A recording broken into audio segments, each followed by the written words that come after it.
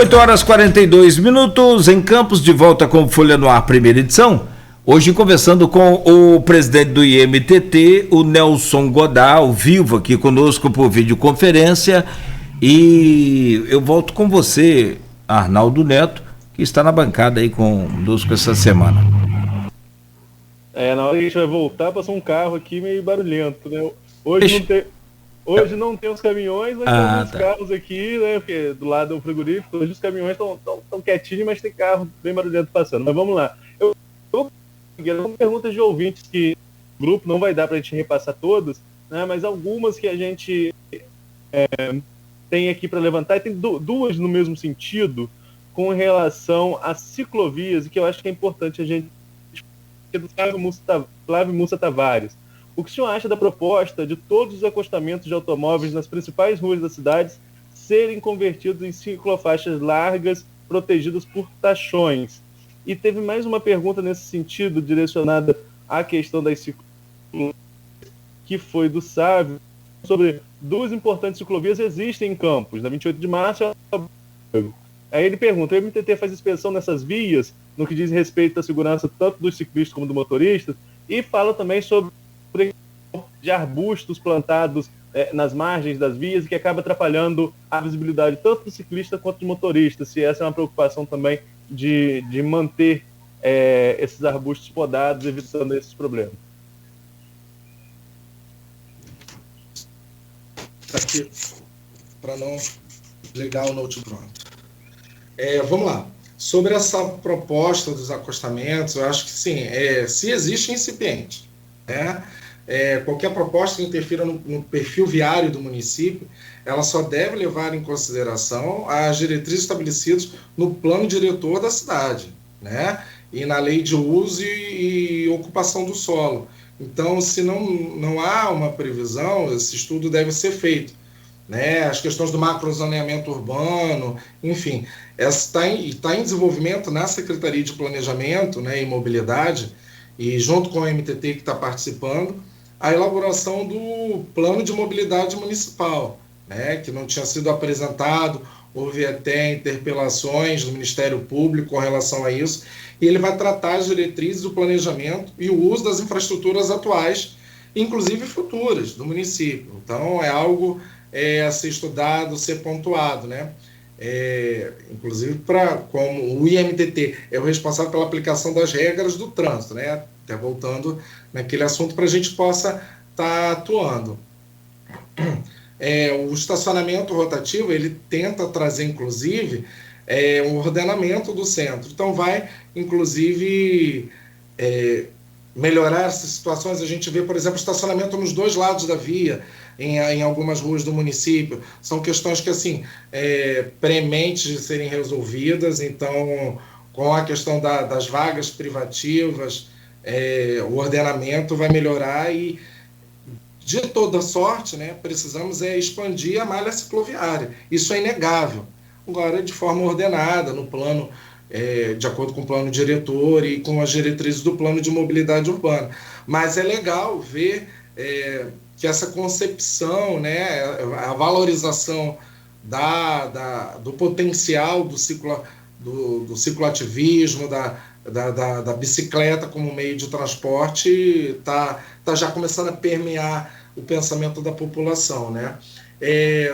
Sobre a Alberto Lamego, né, que foi colocada aí a questão dos arbustos e tal. Então, enfim, o MTT, desde que começou agora em abril, a fiscalização de todas as estruturas cicloviárias, né, do município, né?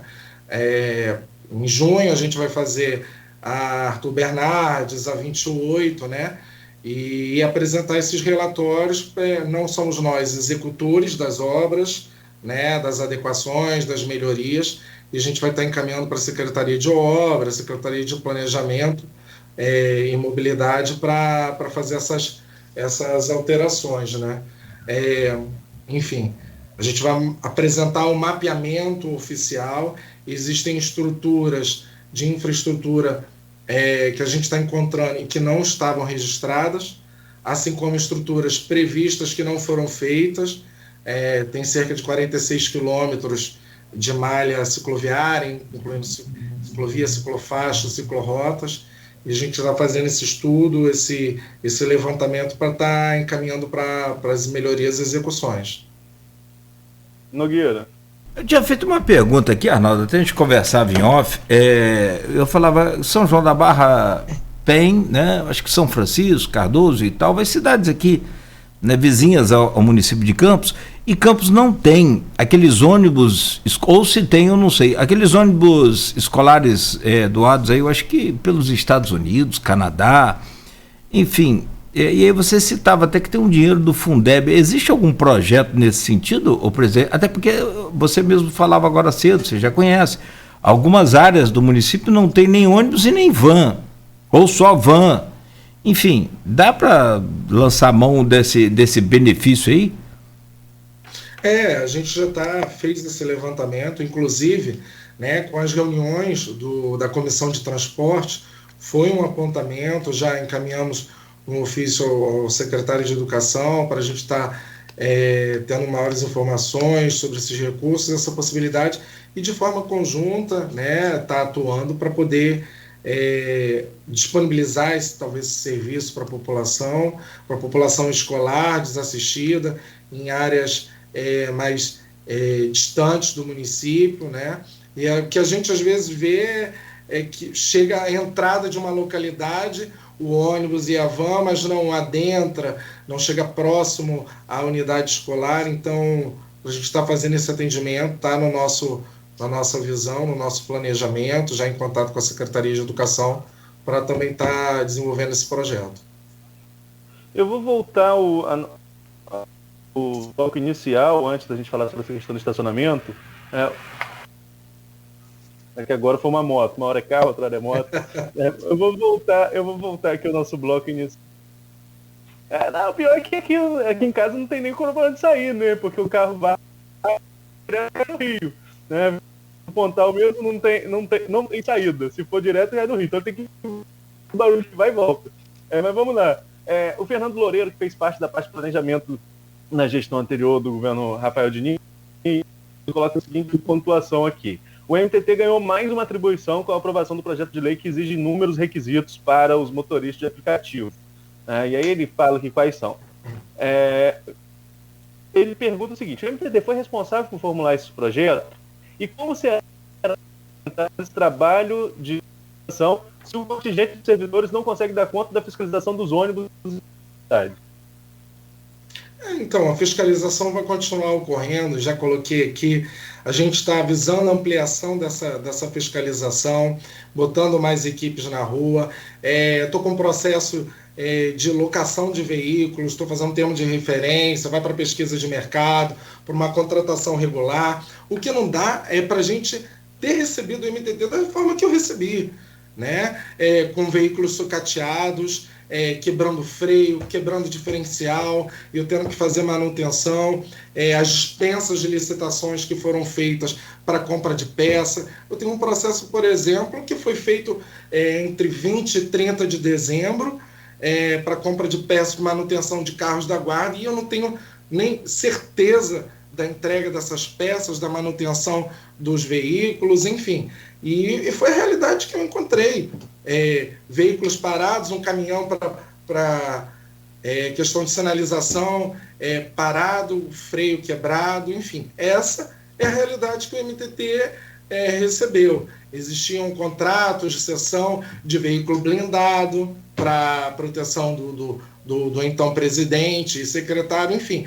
Agora, veículo para fiscalização, poucos, com defeitos, com problemas, sucateados. A gente, semana passada mesmo, mandou para leilão público veículo sucateado. Não tinha condições de continuar em serviço. Era até um risco para a população e para a gente do MTT. Então, estou fazendo um processo para alocação de veículos, estou fazendo um processo para dar mais celeridade ao processo. O Palme Top, né, o agente de fiscalização não tem um talonário de papel deste tamanho para poder infracionar o agente que não está cumprindo com as regularidades, enfim. Então, são melhorias, inclusive, para o agente, com relação ao trabalho, à efetividade dele. E como eu falei, o cadastro vai ser enviado para as empresas de aplicativos. De maneira interna, a gente vai estar fazendo toda a verificação e disponibilizando para o nosso agente. Fiscalização na rua, vai estar na rua e vai ser ampliada. É um processo que a gente está fazendo, mas foi aquilo que eu herdei, de dificuldades, mas que não tem problema não, vamos avançar, e é isso que o nosso prefeito quer, fiscalização na rua, que não fique olhando para trás, né, e avance. Nelson, e com todas essas mudanças que estão por aí agora, dá para se esperar uma fiscalização mais efetiva em relação às lotadas, é isso? Sim, com certeza. A gente tem mapeado, feito um trabalho, inclusive, de inteligência para mapear os pontos, inclusive com a ampliação da frota de veículos, né? Algumas descaracterizadas para poder estar informando ao agente para poder estar fazendo a abordagem, para poder verificar que quando chega o veículo do MTT adesivado, ele some, os papagaios somem, retira a cadeirinha, enfim. Então, existem N formas de atuação. Então, a fiscalização vai estar atuante, vai estar sendo amplificada, né? O início do governo, realmente, a gente precisou fazer um choque de gestão, né? O MTT chegou a ter 144 RPAs, enfim, onde estavam essas pessoas, onde estavam atuando, 300 mil reais por mês de gasto com o pessoal, e qual era a efetividade? Então, precisou se conter gasto, despesa, ter um melhor ordenamento, um gerenciamento, e a fiscalização agora está na rua. E até com relação ao Uber, a gente tem que sair daquela mentalidade de Gabriela, né, de que sempre foi assim, vai continuar assim. A gente não pode parar, tem uma dificuldade e não avançar, e não olhar para o transporte alternativo, de aplicativo, não. O poder público tem que estar atuante, e isso é assim que vai ser, e a fiscalização vai estar na rua. Agora, com relação ao nosso tema desse bloco, que já vai caminhando para o fim do programa, estacionamento vaga no centro de Campos. Em que pé está o processo? Como o que muda no centro da cidade com essa proposta? Então, o Vaga Certa, ele vai dar um ordenamento maior para a região central da cidade, né, dos estacionamentos no passeio. Atualmente a gente está fazendo a elaboração do projeto básico, né, para poder encaminhar para a concorrência pública, fazendo mapeamento das ruas, fazendo a diferenciação das ruas estritamente residenciais, para que essas não sejam contempladas.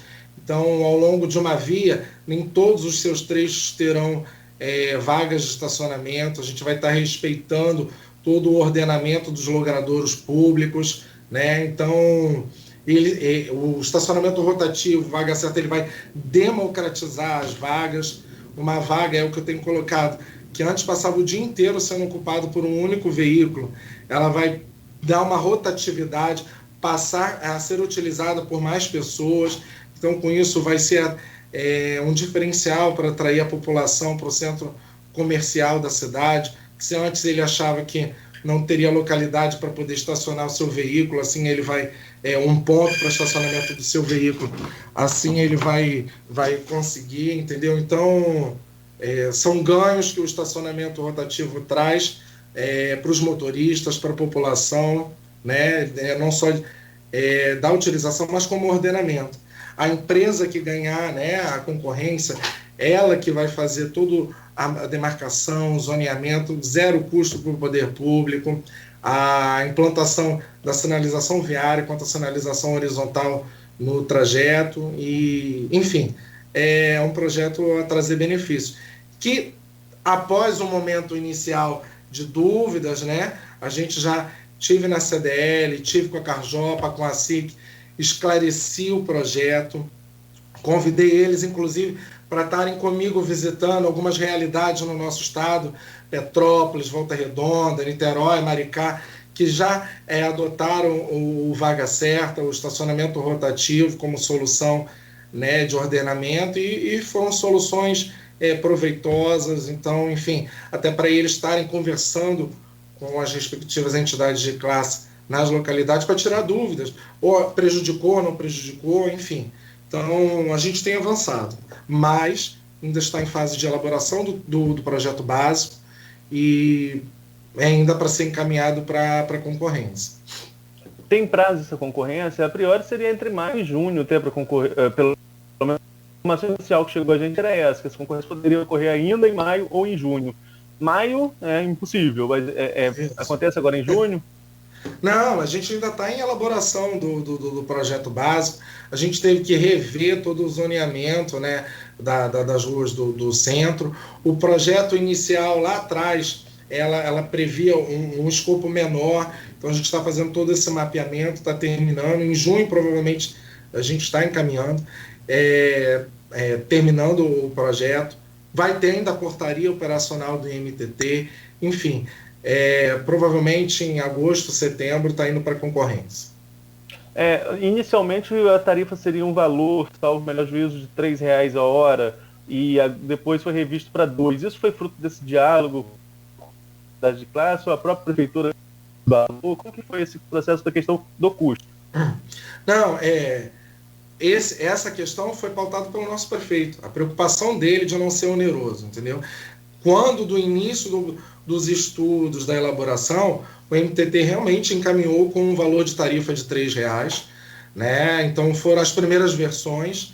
Então, quando foi encaminhado para publicação, houve essa falha. Na redação tinha escrito por extenso R$3, mas o número foi um erro material de digitação que a gente corrigiu, porque o nosso prefeito mesmo, ele deixou claro, não pode ser tão oneroso, é um momento de início de operação, é um momento de pandemia, então ele mesmo pediu para poder a gente rever essa questão e foi feito o ajuste. E na verdade no dia seguinte a gente fez uma correção apenas de um erro material mesmo, não foi por uma movimentação ou com conversa com a categoria. Porque a conversa com as categorias se deram ao longo das semanas, né, e não de um dia para o outro. Presidente, deixa eu encaixar uma pergunta aqui, Arnaldo. Aliás, tem várias, até sobre essa questão, e eu tenho um ponto de vista, Arnaldo conhece, já me expressei aqui sobre isso, é muito clara a minha posição, se é que, né, sei que não tem muita importância, mas eu coloco aqui assim mesmo, com relação a esse centro comercial. Eu tenho experiência de outras cidades, onde eu já vivi, outro estado, né? Vitória, por exemplo, foi uma das cidades, né, que eu tive a oportunidade de conviver bem de próximo ali, e vimos o centro velho de Vitória acabar, entre todos os motivos. Ali depois surgiu a Reta da Penha, né? Também ali era encantador e promissor, mas independente disso tinha falta de estacionamento, e o pouco que tinha era ocupado, né, muitas das vezes pelos próprios empresários, funcionários, enfim. Aqui em Campos, você tem história aqui, o presidente, o cara encosta ali na Praça São Salvador, o carro numa daquelas vagas ali, ou num desses pontos aí estratégicos da cidade, com a placa de vende-se, e deixa ali o dia inteiro. Ele só quer vender o carro dele. Então é um absurdo, uma situação, né, além de grotesco, uma falta de educação tremenda. E se for depender desse quesito aí, a gente vai demorar para resolver o problema. Então vai na cobrança, e a cobrança é que a gente quer entender um pouco melhor como é que vai ser o sistema, se já foi definido. Você citou, por exemplo, Petrópolis, lá é digital, né? É online, que aliás eu confesso que gostei muito, é bem bacana, chegou, digitou ali, pagou no cartão de crédito, está liberado o seu tempo para ficar. E uma outra questão é como é que vai ser esse modelo desses parquímetros e qual a expectativa de arrecadação e para onde vai esse lucro? Então, tudo para facilitar a população, não vai ser para poder trazer mais uma demora na circulação, uma dificuldade para o usuário. Da mesma forma de Petrópolis, e aliás, até colocando a experiência de Petrópolis, tem uma aceitação de cerca de 90% da população, né? E de fidelidade, as pessoas pagarem a taxa, não evadir do local, enfim. Todo o custo operacional vai ser da empresa que ganhar a concessão, não vai ser do município, né? Haverá contratação de pessoal para poder estar fazendo acompanhamento, a emissão do ticket, inclusive da cobrança e a recepção do valor, haverá essa possibilidade. Haverá a implantação de parquímetros, mais uma vez, custo para a empresa, né? Parquímetros ao longo do logradouro, das vias, disponibilidade de aplicativo no celular, pagamento por cartão de crédito, diferentes formas atuais, né? Online, em tempo real, pontos de venda física no comércio também serão estabelecidos, ou seja, vai trazer também uma movimentação para o comércio, tudo para facilitar, nada para poder demorar, para dificultar ou trazer algum prejuízo, inclusive para a circulação, que a ideia nossa é essa, né? A fluidez, né? Então, o pagamento do ticket, da utilização, da ocupação do espaço, será feito por N formas de pagamento, através de celular ou meio físico. E a arrecadação? A arrecadação vai para o Fundo de Transporte do município, visando melhorias, né, do trânsito e do transporte. Então, será totalmente revertido para projetos, né, que serão executados. Não vai ficar nos caixas do MTT, não vai ser para pagamento de pessoal, por exemplo, vai ser revertido em melhorias, né? Além disso, haverá contrapartida em torno de 1,5 milhão já inicial, né? Que a empresa, a concessão, vai ter que fazer em projetos. Nosso prefeito, por exemplo, ele é muito adepto da questão da ciclovia, então, de mobilidade, transporte ativo, ele já disse que para pontuar essa questão. Então, valor esse que aí a empresa vai diluir ao longo da operação. Então, a gente já ter a contrapartida da outorga de imediato, de execução de projetos, né? E o valor mensal que vai ser cabido vai ser para o Fundo de Transporte, Fundo Municipal de Transporte, para melhorias no transporte e o trânsito da cidade. Não. Você já pensa, essa concessão vai ser de quanto tempo? E outra coisa, que é uma dúvida sempre do contribuinte, ele paga o estacionamento. Se houver algum problema com o veículo dele, a empresa pode ser responsabilizada? Então essa é uma discussão a nível nacional. A gente não está não é igual o estacionamento privado, né? Que o usuário, o veículo, ele adentra ao espaço privado do comerciante. O valor é pela regulamentação, pelo ordenamento do logradouro, da utilização da via do logradouro, né? Existem divergências, discussões até em âmbito federal, no Supremo sobre isso, mas não contempla um seguro pelo espaço, até porque de toda sorte hoje já tá exposto, né, ainda a ação de pessoas alheias ao sistema, não regulares, enfim, os riscos inerentes que está de estacionar no logradouro. Só que a gente vai ter fiscalização, vai ter um melhor ordenamento, então, e a utilização da via, do meio público, né? Então, o valor é referente a isso. Essa utilização. E com relação ao prazo de concessão? A gente está fazendo um estudo de 24 a 36 meses. Só mais Arnaldo? Falou. Só para colocar. Só para fechar aqui, presidente, e estava tentando lembrar, mas eu lembro que eu cheguei a pesquisar, não me lembro o resultado, lá em Petrópolis. Acho que eu vou ter que voltar lá para ver isso. Agradável Petrópolis. Mas é uma questão interessante.